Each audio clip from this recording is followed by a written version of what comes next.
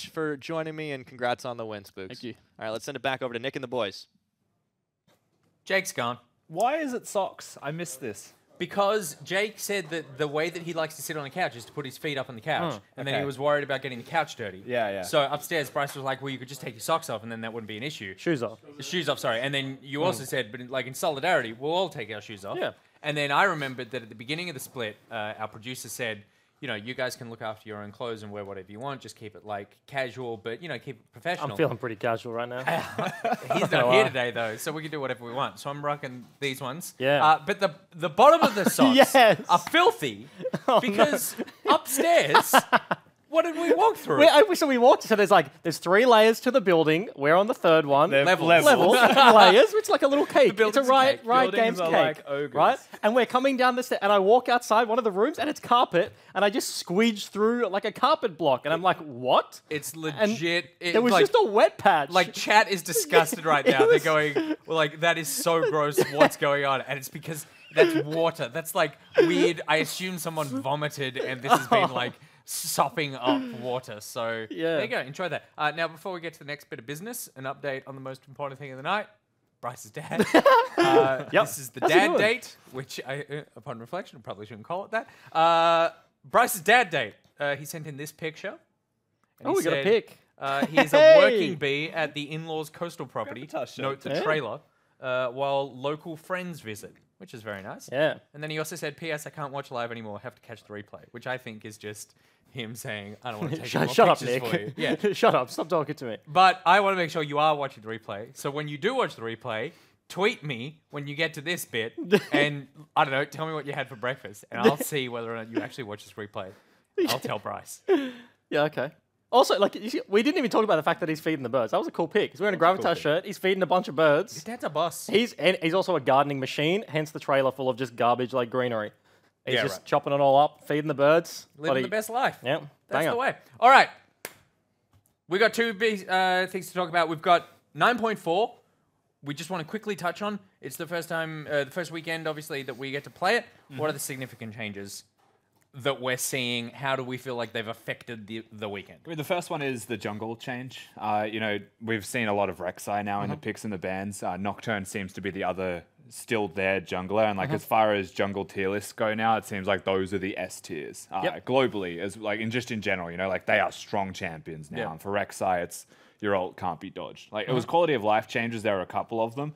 But your ult not being able to be dodged just makes it so much better to be her. Like, she just has the best time now. Yeah, and I think the other big changes are like Conqueror, which kind of sucks for top laners now. A bunch of the champions that did use it are now like, they don't want to use this newer version. But the other big top lane change has been Urgot. Like, the mana costs just make his lane so much worse than it was. He was just like, you can just pick Urgot and like, his matchups aren't that bad. Like, it's a very good team fight. Lane is strong. He was just the king of everything. And like, he's a very ugly champion. So look, we removed him from the game. Which really puts in a weird predicament, like Sion is just the best one now where Urgot's not there. And so we don't have the tank battles in top lane. You have like I dare you to pick Sion and we just pick a carry type of meta. Yeah, because his matchups are worse. Like, Sion can't get by as much as like an Urgot could, because Urgot's range, he takes Spellbook, gets Ignite, stuff like that. But like, there are a bunch of like other little changes, but like not super relevant. I think this patch was fairly small, which you kind of like to see in the middle of the season. It's nothing like Frostmancy. It's nothing like 9.3, which completely changed like 80 carry itemization. And a lot of the changes, like with Callista coming back, is got more to do with like Cassio leaving, like Rek'Sai and Nocturne are more to do with jungle matchups than like strict patch notes. So things are like ebb and flowing around, but like patch notes weren't that big. Alrighty. Something that is big is the chat's insistence that we don't show the bottom of our socks anymore. Yeah, What's wrong with that? So just going to give him a bit of that. In fact, I'll tell you what, why don't my you guys... feet look enormous. Your feet do look very big. Why don't you guys send in pictures of the bottom of your socks to me on Twitter, @NickBoy. Why and are please you only at asking Nick Boy. chat for feet pics? It's my thing. What is wrong and then with you? I'll pick the best ones and show them on broadcast. God All right, the damn next it. thing we're going to do is talk through the Kale changes. yes. Now, you guys have not seen the Kale rework. I haven't you? looked at anything. So I'm going to talk you through this. Okay. Let's start with the new passive, Divine Ascent. So there's a lot here, and I think we have a video for it. Kale ascends through 4 forms before reaching her divine state. So at level 1, she is Zealous, and her attacks grant stacking attack speed. At max stats, she becomes exalted and gains movement speed towards enemies. Okay. A flame is level 6. When Kale is exalted, her attacks launch flaming waves, dealing bonus magic damage. That's okay. That's it. Arisen at level 11, Kale evolves into a fully ranged champion. Oh, Just does. Just does. Doesn't Permanently. need to attack Yep. to do it. and that was 16. Is she ranged, evolve, and cone? Transcendent 16, Kale takes on her final form, removing her helmet, becomes permanently exalted. Her flaming waves deal true damage. Ah, so it's like melee champion with attack speed. Yep. And then it's melee champion with cone. Yep. And then it's ranged champion with cone. Yep. And then it's ranged champion with cone, but you don't have to build up. You just get the max stacks. No, Correct. it's range champion with cone that does true damage. With Oh, true damage, yeah, yeah, sorry, yeah. And, true well, damage. and you don't have to build because you're just exalted on the spot. And no helmet. Yeah, no helmet, like you go. Kai'Sa. That's the big So one. that's the passive. The Q, Okay. Radiant Blast. Kale conjures a portal, which shoots a flaming blade at an enemy, shredding armor and magic resist, and slowing her So target. it's the same as the Okay, last it's one. like This attack Oh, explodes no. to damage enemies next to the target as well. So that's new. Can we see that again? Yeah, that again? let's see that again. I think is it not like a stop that? Stop it at once. I Don't- will, never I will do this wiggle ever whatever again. I want. Oh, wow. Oh, okay. So it's very quick, but like it's a. I think that's a skill shot. That doesn't look like point and click because it went through the first thing and hit the second. So it kind of looks like Caitlyn Q. Maybe. Good question. We I don't know if probably it's should've point found and that out. click. It says it explodes to damage It should damage be point enemies and click, next and to it the just has target. an AoE. So I Okay, think it's yeah. just an AoE. Okay. Yeah. Okay. The W, Celestial Blessing. Yeah. Kale heals Heals herself, herself and a target ally, Yep. giving both a significant burst of Both. movement speed. Heals both. Yep. Yep, Ah. heals both. So it used to be just. I love one. that he only hears the same thing as what it used to be, and then you are the one that goes, no, there's a whole second part. Yeah, translation. So that's good. pretty cool. That's good. Okay. That's more useful. Yeah, it's Yeah. much more useful. Healing a buddy, even better than just healing Yeah, Could be a yourself. it's like support now. heal Nunu. The E, Starfire Spellblade. Passive.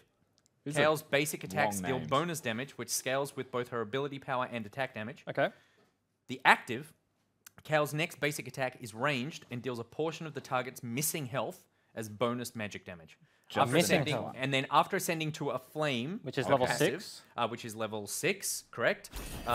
This attack damages enemies next to the target as well. So that's just. Oh, and post level 6. You get like a Yeah, sort of it- little radiant little blast boom. style Looks thing like a again. Q. Yeah, Yeah. yeah. It's like Yeah. a mini radiant blast happens again. I guess. Okay. There you go. That's a lot of just damage. There's a lot of and- stuff going on. Yeah. She's a busy woman. Yeah. Okay. And what's her ulti? She doesn't have one. She don't- Surprise. Okay. So she's So no we'll longer move on to the invulnerable. next She's no, just the ulti useless. Divine Judgment. Kale bestows invulnerability on herself or a target ally Yeah. for a few seconds. While invulnerable, purifying swords fall in a circle around her target, damaging enemies in Now, the It's air. kind of like that Yu-Gi-Oh thing that I I don't have- know the name of. Swords of Revealing Light. Oh yes, banger, Nice. banger. Anyway, This I've seen a video on this because I know immediately the second Kale got changed, Chakrez just came out and did a bunch of stuff. Yeah. And from what I saw, you can't move when the ult's cast on you, oh, or you can't move while you're casting it. I don't know exactly what it is, Yeah. but like So- you could lock your ally into not being able to move while they're invulnerable. surely that's not a thing. What is it? Kale doesn't. Oh, so Kale Wait. can't move during Yeah. the cast. You can self-cast it, Yeah. but she just stops. So Okay. you know how like old school Oh. Kale one, you just heal yourself, ult yourself, Gwynsu's Yeah. and Ashes just go. And just yeah, This one can't move. that can't happen anymore. old Kale was like, I'm gonna int, but I'm gonna do it and kill you as well. Yes. But like new Kale, you kind of want to be using it on an ally. Yes. Because like because like stylistically, like she is the same champion. She's like hybrid. She scales from AP AD. She has like ranged auto attacks that you build up over time, and she still has like ulti. Her heals like better. It's like 2 people. But now she's less like either I'm going to kill everyone or be useless. She like has more. Is this like Kale jungle? Mate, like you know, I don't know. I'd say Spooks top is a lane. big. I think top lane. Spooks is a jungle. big. Too hard to get experience as jungle. Probably. Too much of her kit relies on level 16. I think. I say top that is lane. right. Yeah, I like that. Yeah. You I could mean, do like it probably mid 'cause like it's top short. mid. I would is like, say yeah. if they're a melee mid laner, like absolutely you could play it. Yeah. If they're like Oriana control mages, I reckon she'll just get struggle boomed. because Yeah, you she's get like boomed. she's so bad, level 1 to 6 apparently. Apparently Yeah, she's okay. terrible. We But do have a quick gameplay video as well, so Okay. you can see her in action if Yeah. that helps. Yeah, no, let's me go. up. Let's have a quick look at the gameplay. I've seen literally nothing. I've seen absolutely nothing. Well, first just get- confirmation, she's playing top lane. Yeah. Just getting carded. She also looks just like a phoenix. That's actually pretty baller. She's a I like that. flame. What was that? That was the Q. the Q. Okay. And that's the ulti. She can move. She was moving while casting the ulti. I think it's like an attack thing. She I can't remember hit. I She remember can't- the thread. Yeah, okay. Because here we go. Well, let's just watch for the alter game. That's a Swain. Absolutely. Yeah, move. okay. Yeah, kind of. Yeah, she's. It's kind of like Zaya ult. It looks like Zaya ult. Yeah, You go but up in that's the less air bad and then. you're not doing anything. It's less bad. That's Yeah. actually very good. She actually just one hit everyone after that. That looks nuts. So, Yeah. but it also looks like, remember AP Cogmore? You remember, like, because he's useless until 16, like Cassidy in a way, Yeah, right? yeah. Like, I think she has burst and has like strength, but just sucks like outright unless she's against tanks until she hits the spike. This thing's really She's going to be like a really Fiora. crap I and reckon. sucks until it doesn't. She's going to be one of those champions that, That's like, amazing. the enemy team is going to have to let you pick it. Like, you're going to have to blind Aatrox top lane for Fiora to be relevant at the moment, right? Like, she's going to be a Fiora or a Riven. Like, she's Like going a to be counter pick. Yeah. Like a heavy punish counter pick. So broadly speaking, this is a yay. I mean, well, Kayle is currently unplayed because like she's just kind of poo at the current stage. So like Yep. rework, of course, and she also like keeps the identity of Kayle. This isn't like a rework that completely changes like how the champion is played. So I mean, like Kayle mains still get to play think it's a Kayle, yay. Yeah. and it's a yay. Like a big Gwinzoo's yay. Yeah, right. And most importantly, no helmet at level 16. Yeah. All right, let's move on to the next game. It is AV versus Mammoth. Please don't forget to send in the pictures of the bottom of your socks. I don't want to see the top. I want to see the bottom. Make sure they're Puma socks as well. These are the most comfy socks Do you want them literally, sent to your box? literally ever touched. You can send them to my box on my Twitter. I God don't mind damn either it. way. Let's move on. It's AV versus Mammoth. Can we get up the spicy tips? Because some things have happened, Oh, obviously. Game number 1, Bryce, unfortunately, you went under. yeah, Game number 2, we all win. Game number kicking 3, it. me and you. this is it. Rusty, dear. you either join him. Or you all watch as it's just him? I've yes. lost. Yeah. We all joined. Oh, no, because he did it as Yeah, well. Yeah, yeah. it's just him. Yeah. Yeah. Either way, Bryce is chowing down. Oh, on true. Yeah, so Yeah. I've lost, Yeah. and you're joining me. Yeah. Right, or nothing Or else. Yeah, it's yeah. just Or- you, Yeah, or yeah. I've lost, and you maybe join me. Damn In which it, I case, really- you Literally, need to eat his lime as well. All right. The Twitter stream POV, it is Topoon. So it is our top lane. Topoon is who you can check out. So let's get into the game. Thrown over to the desk. And I believe one of these people is not wearing shoes. It's Jake Empire. I was gonna say, guess which one of us? I'm joined by the young Spawn. How you doing? Yeah, good actually. I am really looking forward to this game. I think that this is going to be very interesting to me because I kind of put these two teams at like very similar.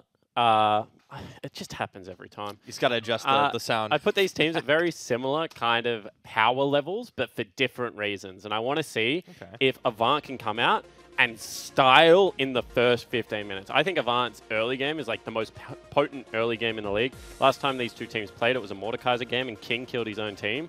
So I want to see if they've got anything like cool, whether they can force some skirmishes, where they can try and push Mammoth around a little bit.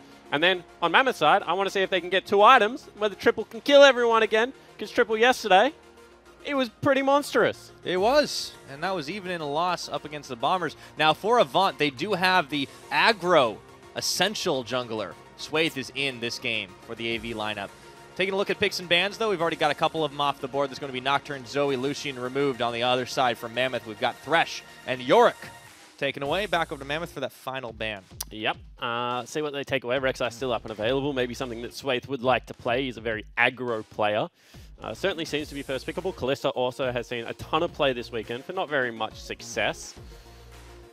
That is neither of them. And Karthus is still up as well, which is also a big Swaith pick. Of course, if you want to find Swaith in solo queue, he goes by the name Dark Eyes. And he plays a lot of Evelyn, plays a lot of Karthus. Good to know. Over to Mammoth's side with the Alistair being first picked up. What will be the answer? Do you think maybe they tried to deny the Yasuo here that made it through pick ban? I mean, maybe you go something like Ezreal Braum just to nullify bottom lane. I don't really take Mammoth as a team that wants to take heavy risks with a flex Yasuo. I think that if something is picked up from Chippies or Shock that they think Yasuo can be played into, both Topoon and Triple will be very happy to play the pick. In fact, Triple is a huge Yasuo player, but I think you just want to nullify that Alistar power pick at the start. Seems to be Mammoth agreeing with you. The Ezreal is already locked in. We'll have to wait another 10 seconds or less before the Braum is confirmed, and now it's back over to the Avant side. 6 teams in the OPL, Pyra. I can nearly guess their pick ban to the T. It's really only Legacy. Skill. It's only really Legacy and Avant that give me headaches when it comes down to their pick ban. And I think, you know, if you ask anyone else about the Gravitas Order, Chiefs, Bombers draft, they would be able to do very similar things as well.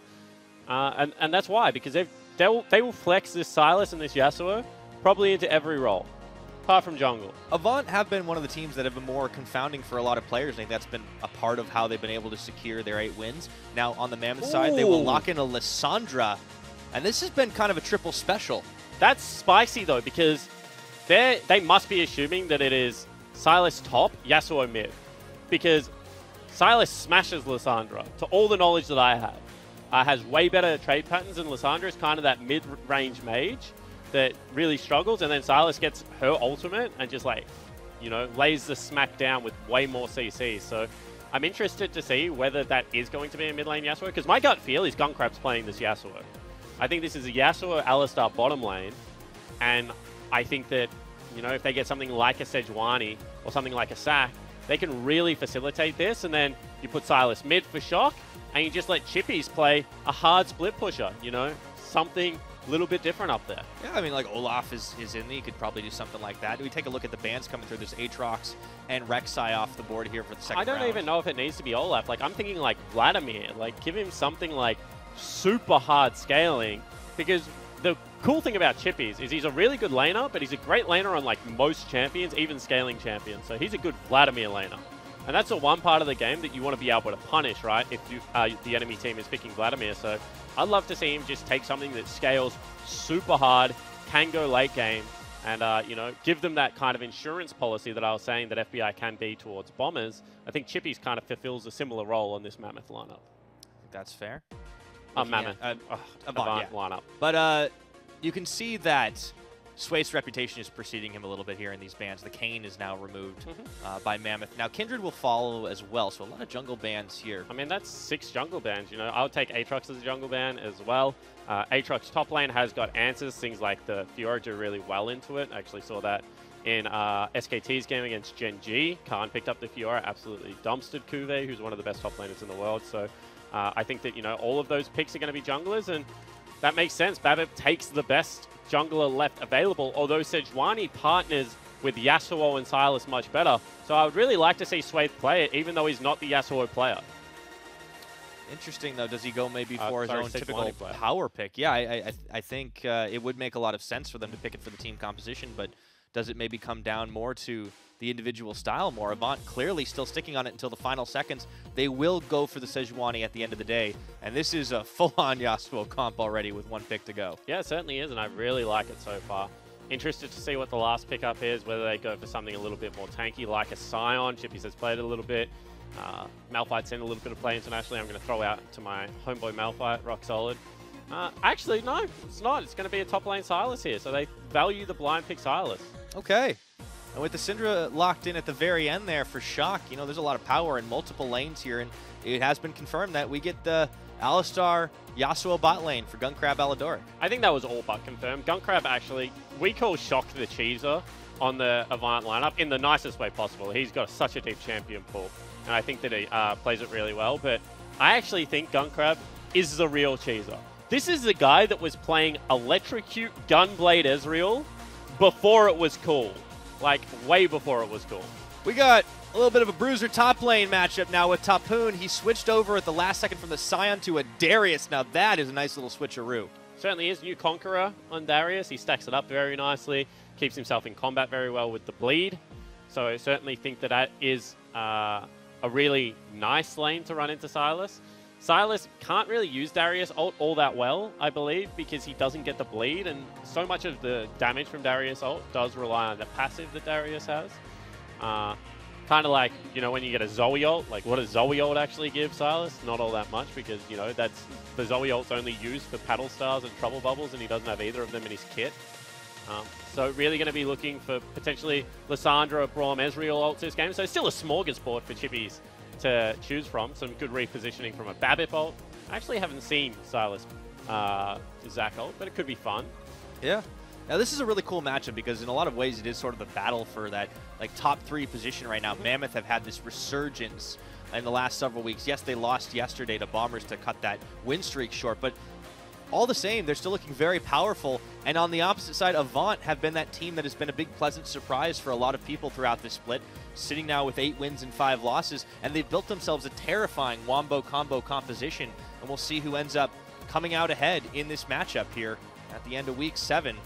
Now, before we get underway, we are, of course, joined on the desk by Fantix from Mammoth. Welcome. Thank you for having me. Good stuff. Let's start it out with just talking about the draft here, because you guys definitely mind-gamed a little bit with the switcheroo at the last second. So talk to me about this Darius and how it's going to fit in with your greater composition. The Darius was something we like semi-prepared, but their champions just looked too good for us not to pick it there. Obviously, the safe option would have just to chuck June on Sion again, but yeah, if there was any game for Darius, this would be the one. So we just decided to go with it. And now talk to me about kind of the second round robin that you guys are going through, because obviously people talked about the rough start, but this time, you know, you guys are climbing back towards third place. If you win this game, you know, you equalize the head-to-head against Avant. How has it been, you know, actually seeing that upward trajectory finally? Yeah, it's been good for the boys. Like, I guess it's less sad when you're not constantly losing, but they're not even. I don't even think the guys are like too like over themselves, you know. I think we're trying to stay humble because we know that there's still a sizable gap between us and Bombers right now, and closing that gap's obviously going to be more important than anything else. So talk to me about that, because, you know, we don't often get to ask other coaches about other teams, but right now Bombers seem to be unanimously, you know, the best team in the league. What do you think that they do better than other teams, and what are you guys working on to catch up to that? I think they have a really good grasp on the meta for a start, and upon that they have really good individual skills. So the chances of them, you know, executing what they want to do is very high. And if they get to play their game, then it's very tough for whoever's on the other side. So yeah, I'm not going to share how we're going to get better than them, but yeah, that's what it is. Fair enough. In that same vein, I want to ask you a little bit about the team you're facing off in this matchup. Avant, you know, we've stressed the point a lot that this is a team that is so hard to prepare for. What do you think it is about Avant, apart from their champion choices, that make them such a difficult team to play against? Well, I think most of it is their champion choices, but beyond that, I think they just... oh boy, this is trouble for Tapoon. First blooded, yikes with the combo. I'm sorry. That's unfortunate. Yeah, beyond their champion choices, I think they're just able to play like differently. Like they hard commit to like playing like a certain style sometimes with chippies on split pushes, and I think the only team that really does that as far as I'm aware. Because most teams pretty much just stick to the meta and just play team fight. Yeah. All right. Well, thank you for the insight there, and thanks for joining us, Fantix. Yep. Check back into the game here. It looks like Tapoon's looking for some revenge up against Chippies, but Babbitt's there this time around. Tapoon's going to die twice in this one. Is he? But Swaith, he's going to go down as well. And let's see if Babbitt can pick up a little bit more than just the one turn kill. Chippies has dashed out. This has been a lot of action top side. And the Darius starts 0-2. Swaith has done one camp. One camp, Pyra. He has done a red buff and then just spent the rest of the game top side.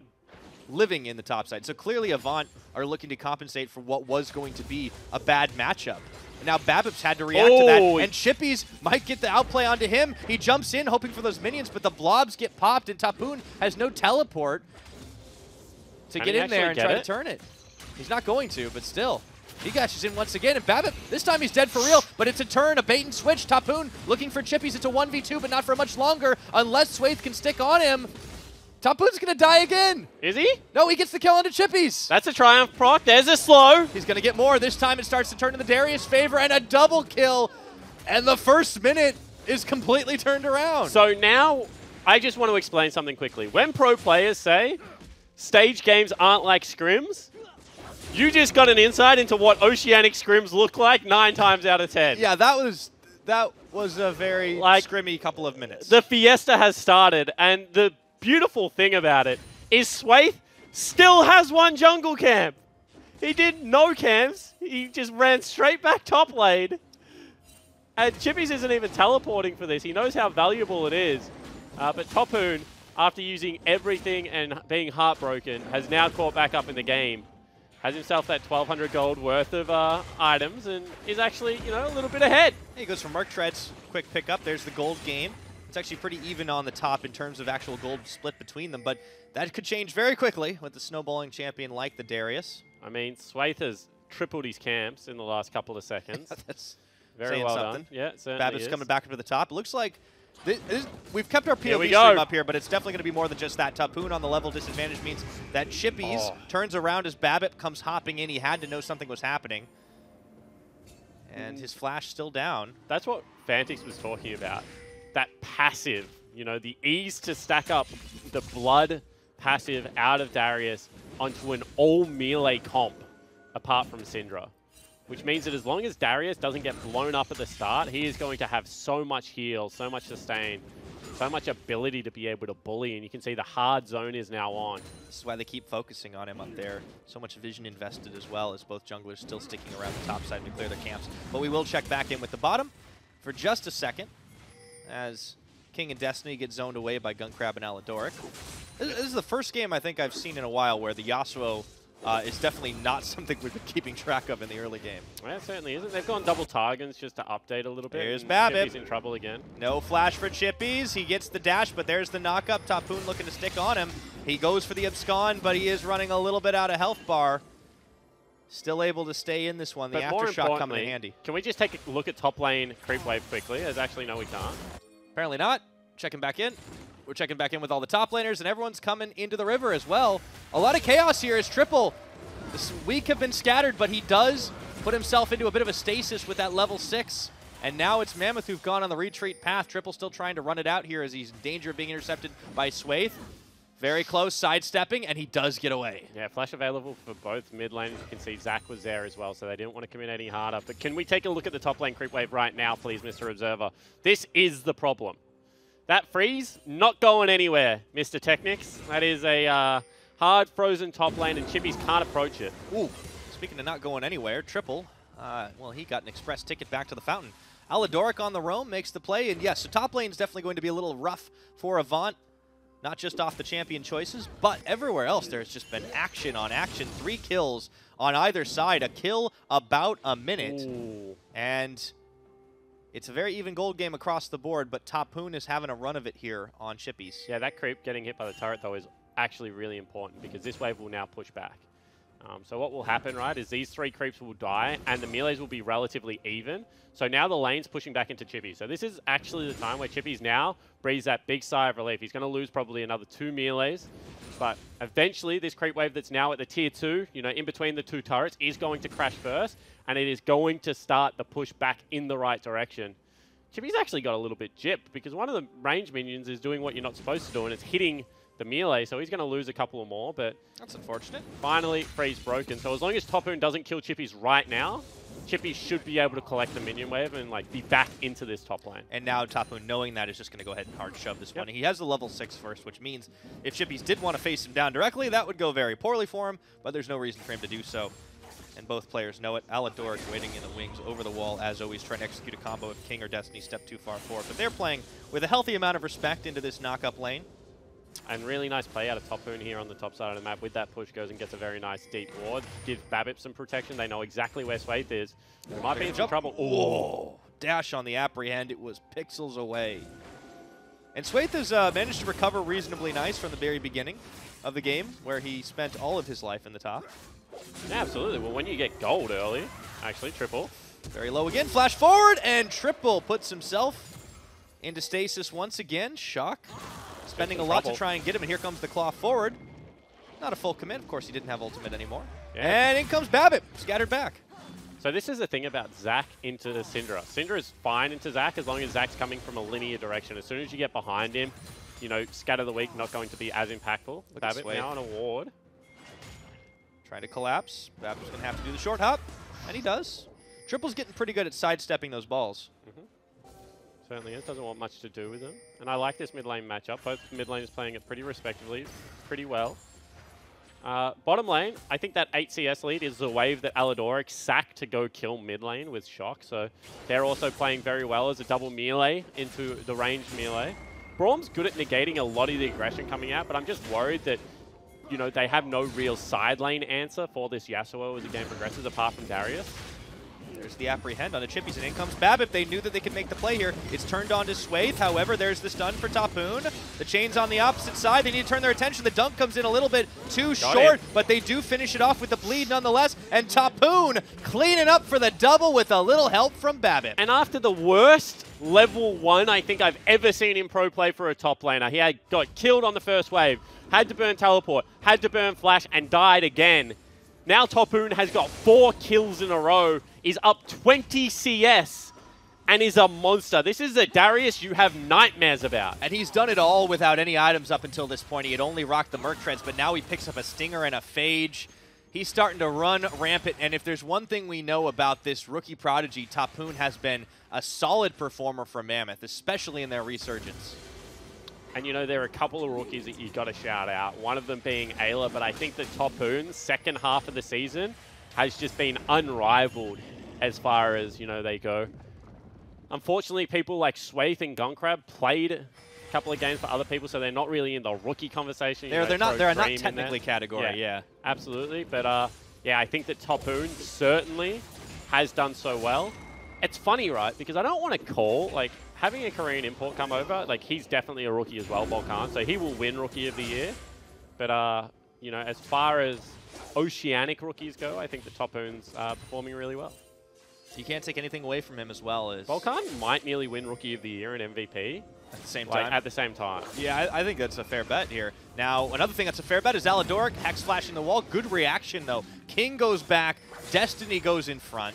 Mammoth have definitely been very well aware of what Avant are trying to get done here and trying to minimize the Yasuo damage as much as possible, keeping the farm game on. Imagine being the recipient of the Derek Radier Praying Medal as well as the Tim Carper-Wendell's award for Most Improved. That is, they are some Oceanic iconic names, household names. I love that they are always backed by the names as well. Absolutely. It's a big personality region. Do you know why the Most Improved is the Carbon Award? I'm certain you're about to tell me.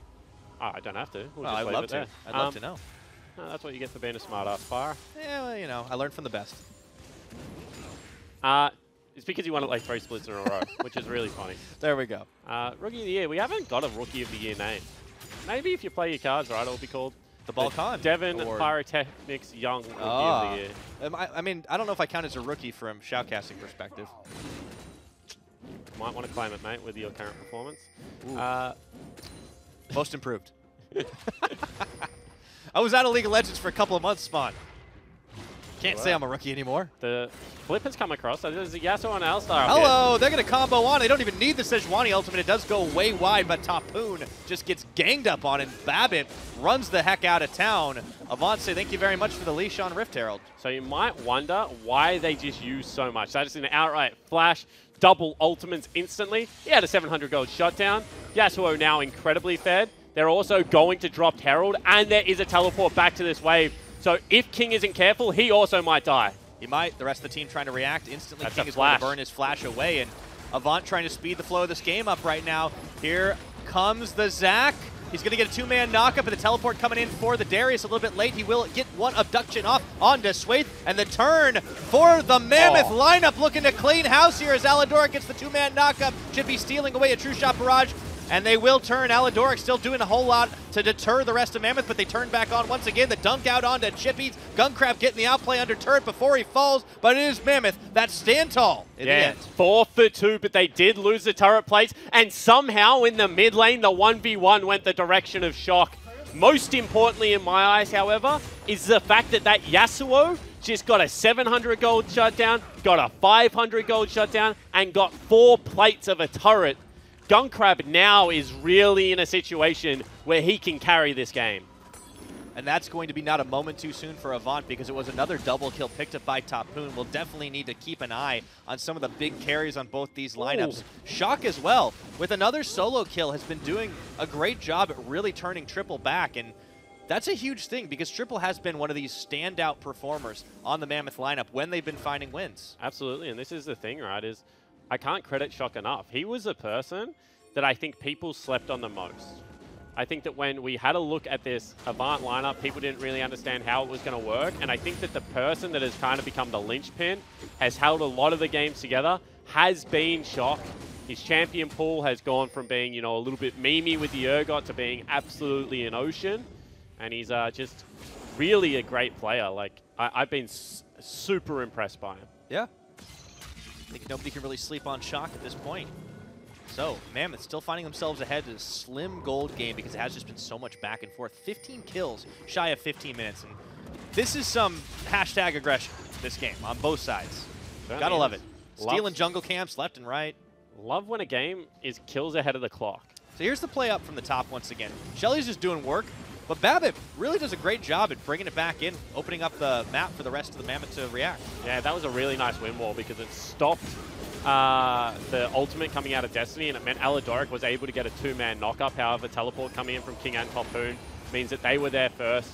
The fact that underneath the turret, Yasuo went and got the kill, and then Destiny snagged one back so it didn't go to King is really important. So, as I said, Gunkrab, big recipient of the advantages in that fight, as well as Tophoon. On the flip side, you got to say, Shock and Gunkrab, really the two guys that are winning out. Chippies is so far behind. Swaith is really far behind. 2 levels for Swaith is actually a bigger deal than any of the gold or items that's going to be available. So keep an eye out for the jungler of Avant, see whether he can claw his way back into this game.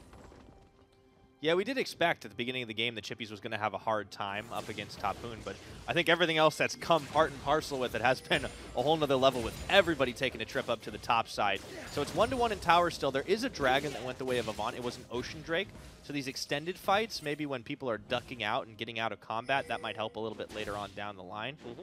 But for the time being, it still retains relative even. And we're going to get an IE second Yasuo coming in. So Rusty's had a chat about it a lot. We've had, you know, the Sterix second and potentially a little bit of Phantom Dancer conversation, but just going to be Static Shiv into Infinity Edge for Gunkrab. Needs that side lane wave clear. Just trying to keep it pushed out. Should be able to secure the tower on this wave. And Triple knows that. He backs off. Meanwhile, on the opposite side, Tophoon's looking to do just that up against Chippies, who can't really stop him. So there just continue to be trades back and forth, and both teams showing great proactivity here. This is a lot on the line this game. Remember, this is essentially the battle for third place right now. These teams just sitting below Bombers and Chiefs. Tophoon's just... Can we check out Tophoon's gold? He's got to have a ton. He's got... I reckon he's 1,800, nearly 2,000 gold up over Chippies at the moment. Let's see if we get the observers flip over that in just a second. Because Trinity Force, real expensive, as opposed to Rod of Ages, and also has boots too, so an extra 800 spent on the Nikes. Well, you know, rich sometimes man. you pay for style. Yeah, absolutely. Especially when you're dunking on fools, for sure. Avant investing a lot of money themselves into getting wards up towards the top side. Baron is still a couple of minutes away from spawning, but they do want to make sure that this map is controlled as best they can on their side. Mammoth sort of splitting it on the bottom, but they are leaving Tophoon to just solo this out. And a Fed Darius is one of the more terrifying split pushers. Yeah, absolutely. And I mean, he's just going to be able to dive pretty soon. Whereas Gunkrab does need a little bit more time. And they've actually swapped Gunkrab into the mid lane. A little bit strange to me. Maybe you want to be able to fight around the Yasuo. But was doing a very good job side laning into Lysandra, with pushing Lysandra off the waves. Here we go. Yep. We're going to see a little bit more of this. Chippy's forced to burn flash. Followed through. Tophoon really wants the kill. And he gets it. Dunk might have been denied, but he still picks it up off the backboard. Yeah, and Tophoon's just crazy fed. Like, that's a 7-kill Darius before 20 minutes. It's just insanity. And this kind of shows you why Avant were more than willing to dump multiple ults onto his face just to take him out. Yep. I reckon that's probably going to happen a couple more times, but unfortunately it will leave the rest of the map kind of open for a reaction play from Mammoth. So Tophoon is going to continue to be a thorn in the side of the Avant lineup for a time being. And this is the thing about Trinity Force Darius. You know, you used to go Black Cleaver on him because the bleeds would apply it and you would be able to get through all the armor. Well, right now he's got the Trinity Force. He's taking down the turret so quickly. And you can see that Triple is equally suffering on this top side of the map, but they just can't hit Triple's turret as much because he's got better wave clear. So every single time Tophoon gets an advantage, he takes a turret, he takes an objective. Every single time they push Triple back to turret, he just sits there, waves clear it up, has the Aftershock, has the ultimate. Nothing that they can do about it. Mammoth know this. They can react better than Avant can to the pressure that's being applied on either side. Also, a teleport was expended by King in the mid to help make sure that Avant couldn't take that one out. And as a result, they're able to clean up the weak side a little bit better here. A lot of pings flying. Everyone's saying, hey, you know, Baron's about to be up on the map at this point, and that will be the next place to try and fight. So if you want to learn how to use teleport as an AD carry, I always say, go back to your replays, whether you use Plays TV or, you know, the League Client replay system, whatever it is, and watch every single time you back. And now see if you're late to a wave, not a play. People will think of teleport as, you know, I need to get to the team fight. Stop thinking about it that way. Start thinking about, I need to get to farm. And check any of the times that you missed big waves or you didn't have the push when you were supposed to have the push. They're the situations that you should insert your teleport play into. So really happy that you pointed out King's usage of it. I think he's the best usage, uses teleport the best out of the AD carries. And a lot of it is just guaranteeing priority with the Ezreal. Looks like Avant are trying to guarantee a kill onto the Darius, but he sniffs Not this gonna one happen. out pretty quickly.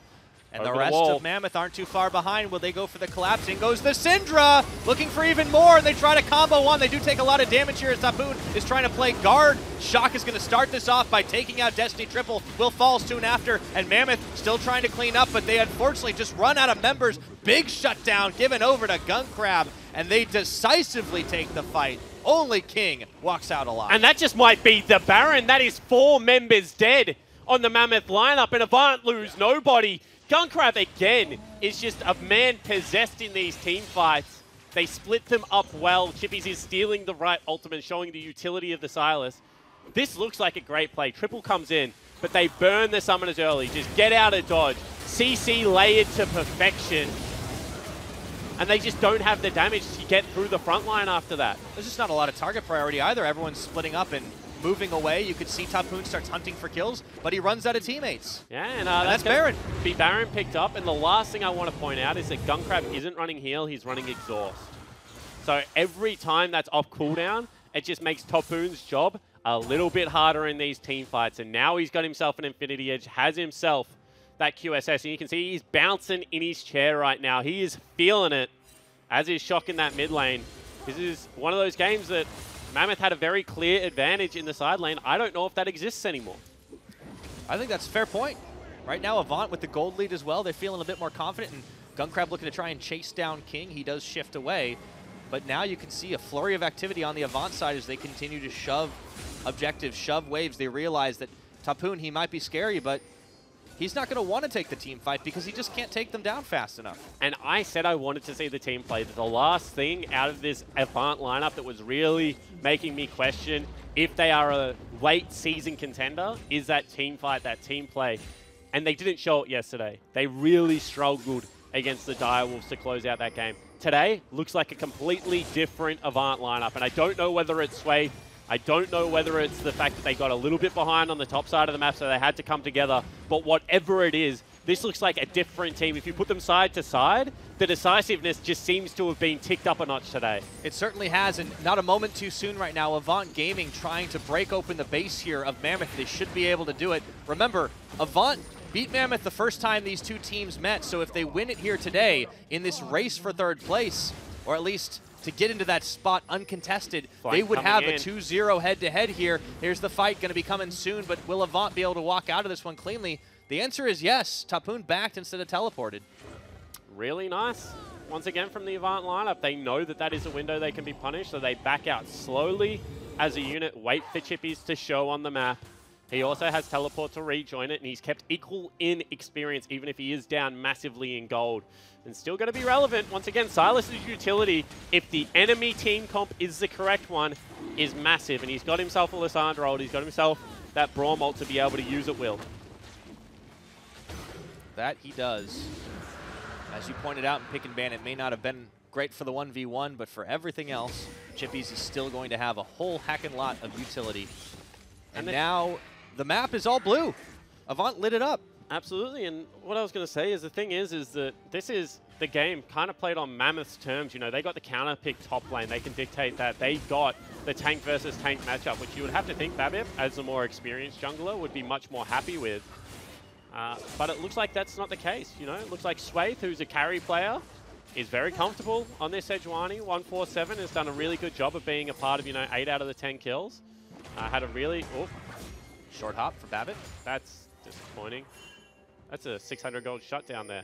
but has done a really good job, you know, keeping pace with Babip after falling behind 2 levels. There's just so many positives for this game specifically to take away if you're the Avant Gaming coach or management. Yeah. As I said, they look like a different team. And it was such a crazy start, too. Oh, Triple's going to get knocked up. Nowhere for him to go, but into his own prison, flashing back and away. And Aladoric says, oh, no, you do not. And he's taken down by the big old cow. Avant also cleaning up Babip off the map.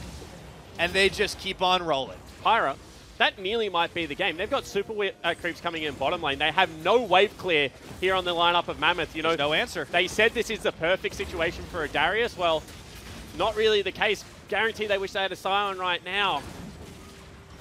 They will just take the disciplined play and back away, but Mammoth right now, double inhibitor, 5,000 gold lead, 25 minutes into the game. This is a smashing. Yeah, they're losing out big time, and it did seem like things were going to look great at the very beginning of the game when Tapoon fired back with a few kills, but we now starting to see some of the weaknesses of this Darius. It can't necessarily just 1v5 out on the team, and on the side lanes, it's not a threat when Avant are just everywhere else on this map.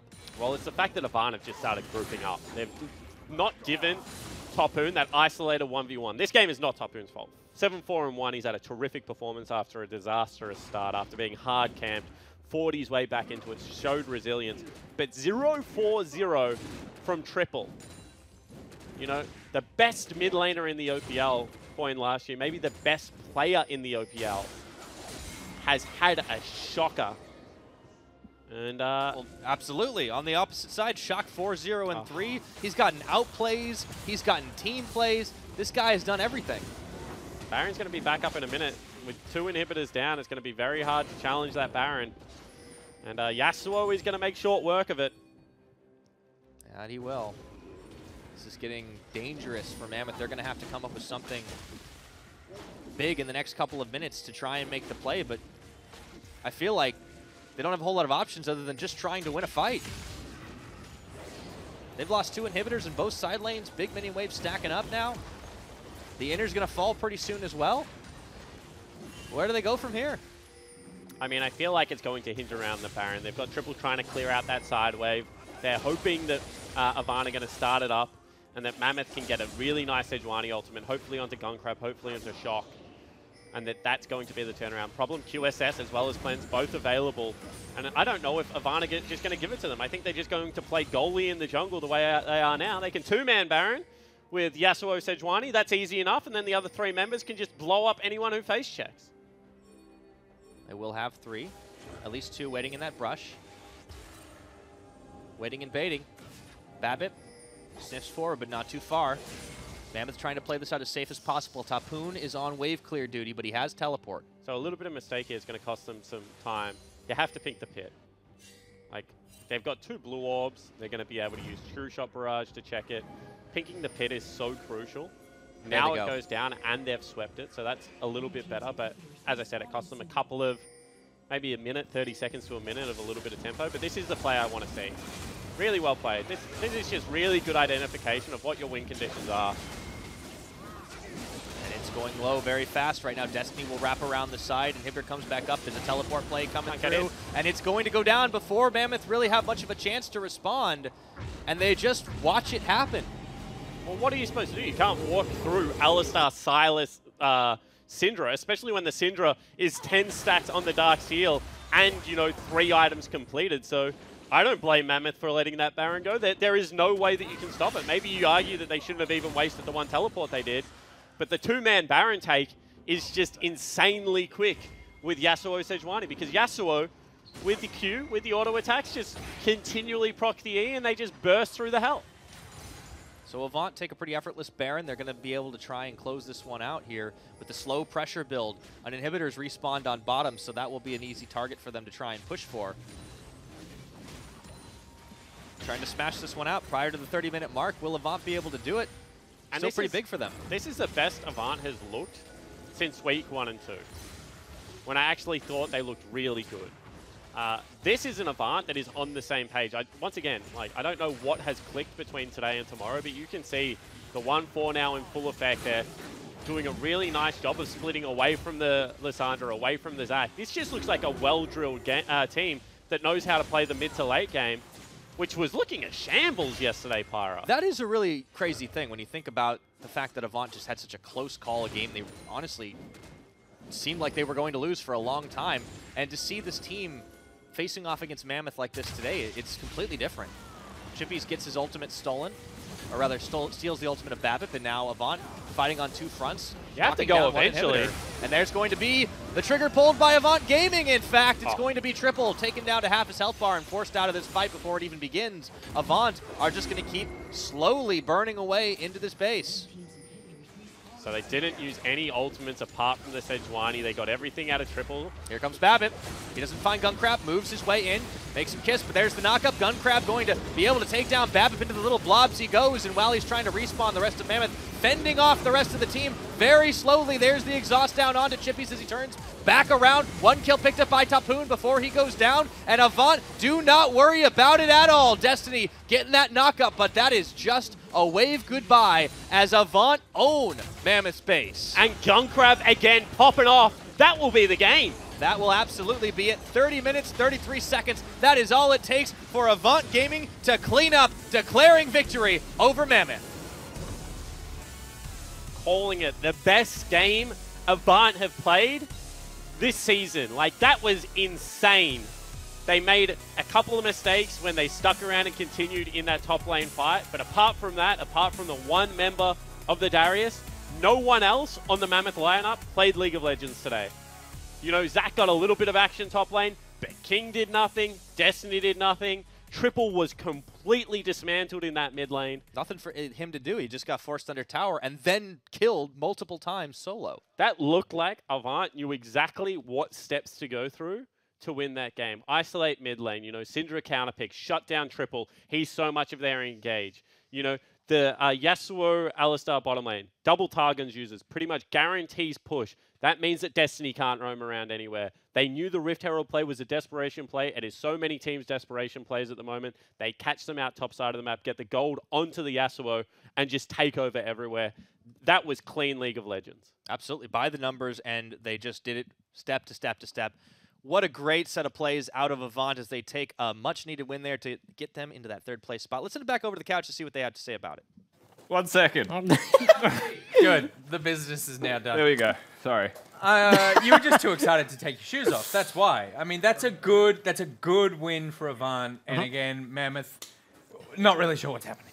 Yeah, like, it's interesting, right? And I mean, like, that game started crazily. Yeah. That was Tapoon just being like completely useless, and then completely like was in 1v9 Darius mode, and then was like completely useless again. Like, it's crazy. And I mean, like, maybe that's what Darius does best, like turn games into this sort of fiesta. Jake said it on the cast, like this was a scrim top 2v2. You heard it all very over the building, early. just like laughing, and you just heard the words fiesta floating up between layers. As we're sitting next to Chiefs in our room, and we're watching the game, and they're just squealing at like what is happening in the game. But once it did like calm down a little bit, and AV got their comp online, it looked like they've shored up some of their weaknesses in closing out. Absolutely, and the thing is, like, even though that was chaotic, and that was a scrim game, like, for sure, that's the kind of thing that accidentally happens in practice, and you're like, oh boy, it's one of those games. It actually did calm down, like you mentioned, and that's the big takeaway from it, you know, it's like, that chaos actually became something that didn't consume either team too much. They both tried to slow down, but the play was the Herald, and through that play, AV read it, and because they matched them there and got 2 shutdowns,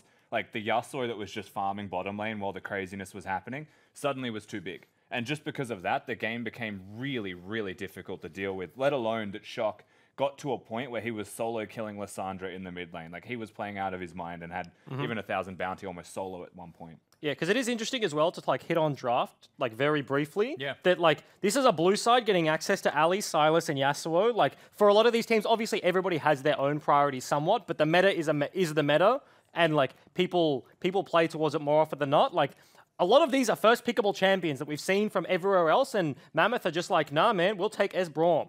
Like, you show Ali, we'll take Esbraum and just gift all the other OPs, which is kind of weird. Obviously, they had their reasons. They're setting themselves up for a Darius pick, and it didn't work out. So, like, there was a plan there. You can't look at it and be like, what are you doing? Like, they had something, but it's like a big swing and a miss, and unfortunately, that's what the game looked like. The only thing that I would have changed if I was Mammoth looking back at that draft was picking the Sedge 4th. Because I think you can't afford to give the Sedge Yasuo type of combo when the Sejuani is so good for yourself. you have the Braum, and you're going for a tank jungler, like it just complements your comp too well to give that away. Well, you know, it's a good game of League of Legends when the whole building comes alive, and someone who would have heard that if he wasn't in the game is Shock, and he's sitting with Pyro. I think he's definitely celebrating regardless, so congratulations on the win, Shock. And let me just open it up by asking you about this mid lane matchup, because you go up against Triple, who by many is regarded as this incredibly strong mid laner, one of the best in the OPL, especially last year, and you kind of dumpstered him. What happened there? We had the camera everywhere else. What was going on when you were just solo killing him? I don't.